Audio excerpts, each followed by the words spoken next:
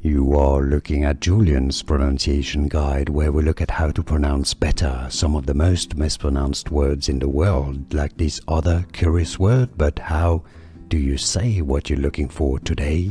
Bonjour, we are looking at how to pronounce these French names, and we'll be looking at how to say more French names too, so make sure to stay tuned to the channel.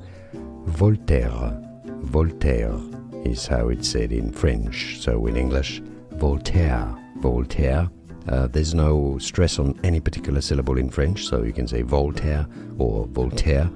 Doesn't really matter. In French it's Voltaire with equal stress on both syllables. And now you know. More videos for you here to learn more. See you there. Thanks for watching. Here are more videos on how to pronounce more confusing words and names too many mispronounced. Like this video if you found it useful. I appreciate your support. I'll see you soon and thanks for watching.